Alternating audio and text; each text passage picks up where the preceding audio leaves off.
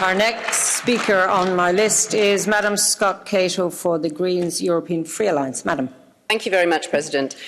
Westminster is in meltdown. The internal contradictions of Brexit were laid bare last night.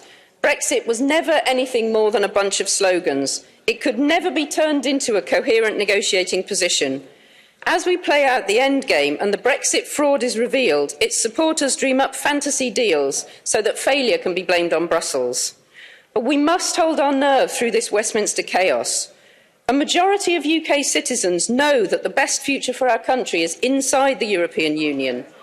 Here, we can continue to be part of the world's most successful peace project, and together we can tackle the huge cross-border issues we face, most notably climate change. We are now the majority, and as young people reaching voting age want to join us in improving our continent in mutual friendship, so our numbers grow. Now that MPs have rejected no deal, the clear choice is still between the deal negotiated between the UK and the EU and remaining in the EU. This choice must be given back to the people. The hostility of the supporters of Brexit, as we see here, to such a democratic check proves that they are running scared because they know, as I do, that the will of the British people has changed and has turned against them and their Brexit chaos.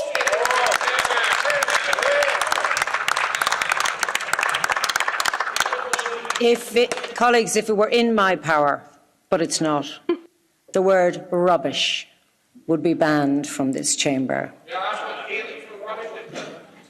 I wouldn't share it with you, sir. We'll move to the next speaker on my list, Madam Simmer. Please, this is a very difficult issue for all of us, and the least we could do is respect the person that has the microphone. There are too many, and I have to say, on my right, intervening with the debate. Please listen. It is far too serious an issue for us to play out in Parliament. This is not the House of Commons, colleagues. This is the European Parliament.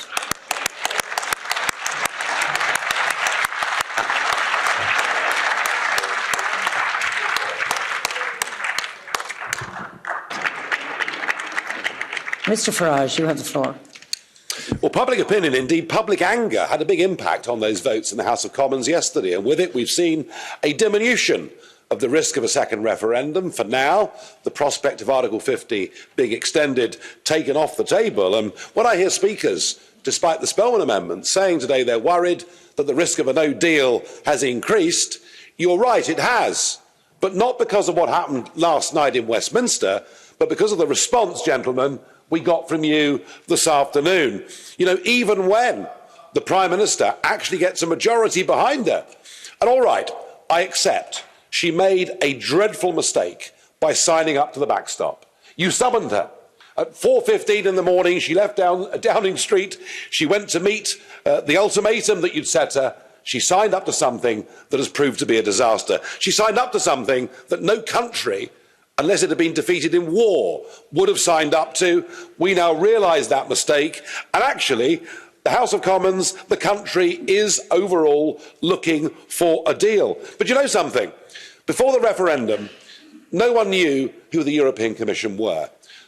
That Maoist Barroso was a complete unknown. You guys are now household names.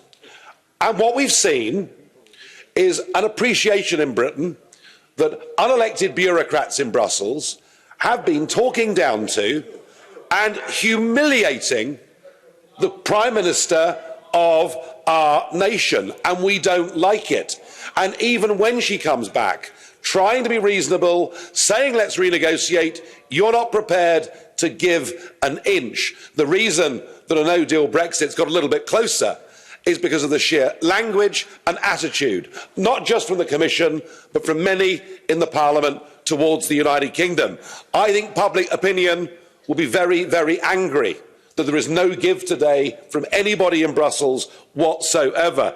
I think many will say we're simply dealing with fanatics who are not prepared to be reasonable and make any sense of compromise. And of course, Theresa May has made compromise after compromise, way too many compromises in my view.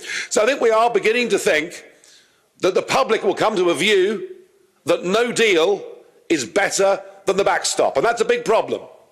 It's a big problem for all of you who want to get re-elected in a few weeks' time, because no deal means no 39 billion and your voters will be coughing up the money.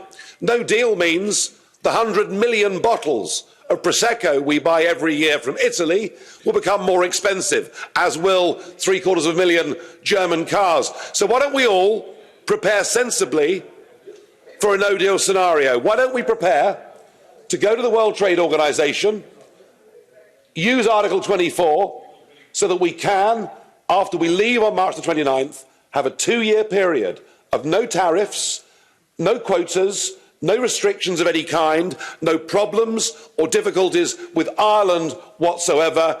Brexit will have been delivered. You will have protected for at least 2 years your voters. That, I think, ladies and gentlemen, right now is the only possible constructive way forward. Mr. Batten.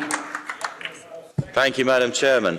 The last 2.5 years have been a long and tedious series of spurious impediments put up in order to prevent us leaving the European Union, as exemplified by the classic backstop bull. The House of Commons rejected the so-called deal and sent Mrs May back to renegotiate with a Commission that has already told us that it won't renegotiate.